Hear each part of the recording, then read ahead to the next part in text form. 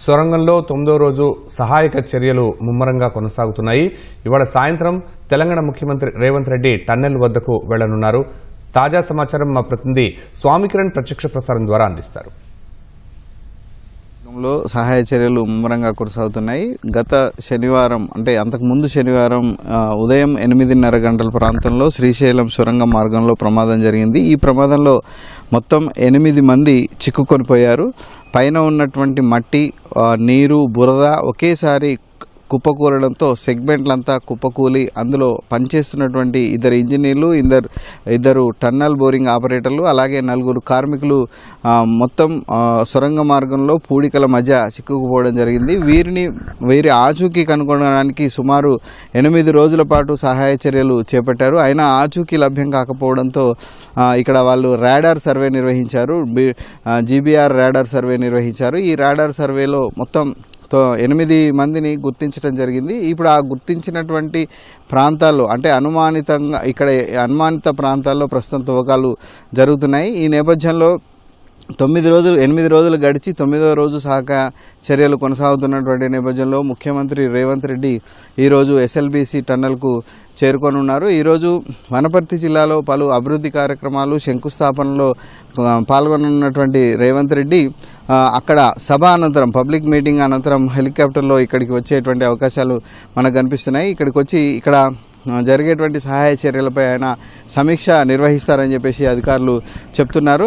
7 రోజులుగా కూడా ఇక్కడ జరుగుతున్నటువంటి కార్యక్రమాలపై ఉత్తమ్ కుమార్ రెడ్డి, అలాగే జూపల్లి కృష్ణారావు, మంత్రి కోమటిరెడ్డి వెంకటరెడ్డి, సిఎస్ శాంతకుమారి వీళ్ళంతా కూడా ఇక్కడికి వచ్చి రివ్యూస్ చేసి ఇక్కడ ఉన్నటువంటి రెస్క్యూ బృందాలకు సజెషన్స్, సూచనలు ఇవన్నీ కూడా ఇవ్వడం జరిగింది. అయినా కానీ అంటే ఇప్పటికీ కూడా ఆ అనుమానిత ప్రాంతాల్లో తవ్వినా కానీ ఇప్పటికీ వారి యొక్క ఆచూకీ ఇంకా లభ్యం కాలేదు. ఈ నేపథ్యంలో ముఖ్యమంత్రి రేవంత్ రెడ్డి ఇక్కడికి వస్తున్నటువంటి నేపథ్యంలో సహాయ చర్యలకై ఆయన స్పష్టమైనటువంటి దిశానిర్దేశం చేసేటువంటి అవకాశం మనకు కనిపిస్తుంది. ముఖ్యంగా ఇంత ఆలస్యం కావడానికి అనేక రకాల కారణాలు ఇందులో దోహదం చేస్తున్నాయి. 14 కిలోమీటర్ల టన్నెల్లో లోపలికి వెళ్ళటానికి సుమారు 12 కిలోమీటర్ల వరకు మాత్రమే లోకో ట్రైన్ అవైలబుల్ ఉంది. అక్కడి నుంచి వీళ్ళంతా కూడా కాలినడకన ప్రమాదం జరిగినటువంటి ప్రాంతానికి చేరుకోవాల్సి వస్తుంది. ప్రమాదం జరిగినటువంటి ప్రాంతాల్లో సుమారు ఒక 8 లొకేషన్స్లో వాళ్ళు చిక్కుకొని ఉంటారని చెప్పేసి రాడార్ సర్వే ద్వారా ఎన్జీఆర్ఐ, అలాగే geological survey of India, remote sensing ఏజెన్సీలు వీళ్ళు గుర్తించడం జరిగింది. ఆ స్కానర్ల ద్వారా ఎప్పటికప్పుడు వాళ్ళని గుర్తించేటువంటి ప్రయత్నం చేస్తూనే వాటిని తవ్వుతున్నారు. నిన్న జూపల్లి కృష్ణారావు గారు నలుగురిని మాత్రం ఈరోజు వెలికి తీస్తామని చెప్పేసి జూపల్లి కృష్ణారావు ధీమా వ్యక్తం చేయడం జరిగింది. కానీ లోపల పరిస్థితి చూస్తే ఆ విధంగా ఉన్నట్టుగా మనకు కనిపించట్లేదు. రెస్క్యూ బృందాలు చెప్తున్నటువంటి సమాచారం ప్రకారం అక్కడ అంటే ఎక్కడైతే అనుమానిత ప్రాంతాలు ఉన్నాయో వాటిని తవ్వుతున్న కొద్దీ పెద్ద ఎత్తున ఊట నీరు ఉబికి వస్తుంది.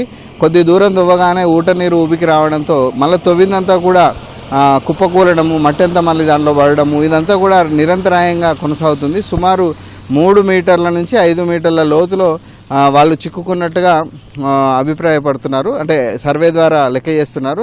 అక్కడ వరకు తవ్వేటువంటి పరిస్థితి లేదు. సుమారు 3 మీటర్లు అంటే సుమారు 9 అడుగుల మేర మనం తవ్వితే కానీ వాళ్ళు అక్కడ చిక్కుకున్నారా లేదా, వాళ్ళు ఉన్నారా లేదా అనేది మనకు స్పష్టంగా తెలుస్తుంది. అయితే ఆ తవ్వకాలు ఇంకా కొనసాగుతున్నాయి. నిన్న రాత్రి 11 గంటల సమయంలో సుమారు 120 మందితో ఒక బృందం వెళ్ళింది. ఆ బృందం బయటికి వస్తే తప్ప లోపల ఏం జరిగింది అనేది మనకు ఇప్పుడు స్పష్టమైనటువంటి సమాచారం ఉండదు. జూపల్లి కృష్ణారావు చెప్పిన ప్రకారం ఈరోజు ఖచ్చితంగా సాయంత్రానికి ఆ 4 అనుమానిత ప్రాంతాల్లో తవ్వకాలు జరుగుతున్నాయి కాబట్టి వాళ్ళను ఏకకాలంలో బయటికి తీసేటువంటి అవకాశం ఉందని చెప్పేసి వాళ్ళు చెప్తున్నారు. కానీ కార్మికులు చెప్తున్న ప్రకారం కొంత రిస్కీ ఆపరేషన్స్కి ఇబ్బంది జరుగుతుంది. తవ్వినటువంటి పూడికను బయటికి తరలించేటువంటి ఏర్పాటు సులువుగా లేదు. లోకో ట్రైన్ వరకు సుమారు ఒక 300 మీటర్ల వరకు ముందుకు వచ్చి లోకో ట్రైన్ దగ్గరికి తీసుకొచ్చి అక్కడ డంపింగ్ చేయాల్సినటువంటి అవసరం ఉంది. దీంతోపాటు ఇప్పటికీ కన్వేయర్ బెల్ట్ అవైలబుల్కి రాలేదు. కన్వేయర్ బెల్ట్ అవైలబుల్కి వస్తే ఎక్కడైతే ప్రమాదం జరిగిందో ఆ ప్రాంతం నుంచి పూడిక మట్టిని ఎప్పటికప్పుడు కన్వేయర్ బెల్ట్ ద్వారా బయటికి తరలించడానికి కొంత అవకాశం ఏర్పడుతుంది. కన్వేయర్ బెల్ట్ పెద్ద మొత్తంలో బరువును మోయలేదు, కానీ ఉన్న మొత్తంలో కొంత డెబ్రిస్ని మనం బయటికి తరలించడానికి ఆ కన్వేయర్ బెల్ట్ ద్వారా అవకాశం ఉంటుంది. దాన్ని ఎస్టాబ్లిష్ చేసేటువంటి ప్రయత్నం అయితే ప్రస్తుతానికైతే కొనసాగుతుంది.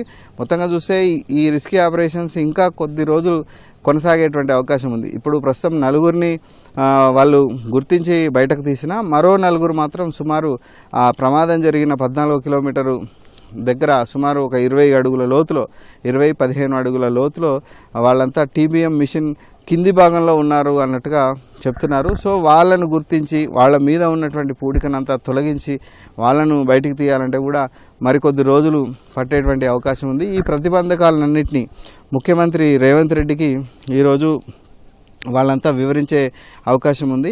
NDRF, SDRF, Singareni railways, NGRI, geological survey of India, తర్వాత రైల్వే, దీంతోపాటు నేవీ, వీళ్ళంతా కూడా సుమారు 18 ఏజెన్సీలకు సంబంధించి 54 మంది అధికారులు ఇక్కడ అందుబాటులో ఉన్నారు. ఇక్కడ సర్వే చేస్తున్నారు, పర్యవేక్షణ చేస్తున్నారు, ఎప్పటికప్పుడు డెసిషన్స్ కూడా తీసుకుంటున్నారు. ఈ ప్రతిబంధకాలన్నింటినీ కూడా ముఖ్యమంత్రి రేవంత్ రెడ్డికి ఈరోజు వివరించేటువంటి అవకాశం ఉంది. ఉత్తమ్ CS సంబంధించినటువంటి రివ్యూలో కూడా ప్రభుత్వం స్పష్టంగా చెప్పింది, మీకు ఏం కావాలన్నా తీసుకోండి, ఎంత ఖర్చు అయినా పర్వాలేదు, కానీ రిస్కీ ఆపరేషన్స్ మాత్రం వీలైనంత త్వరగా జరగాలని చెప్పేసి నిన్న ఉత్తమ్ కుమార్ రెడ్డి స్పష్టంగా చెప్పడం కూడా జరిగింది.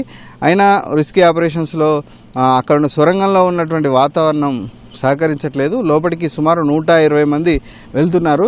అంటే ఒకే షిఫ్ట్లో 120 మంది వెళ్తే, అంటే అంతకంటే ఎక్కువ మంది వెళ్ళినా కానీ అక్కడ పనిచేసే పరిస్థితి లేదు. సొరంగం సుమారు 9.2 డయా తోటే ఉంటుంది.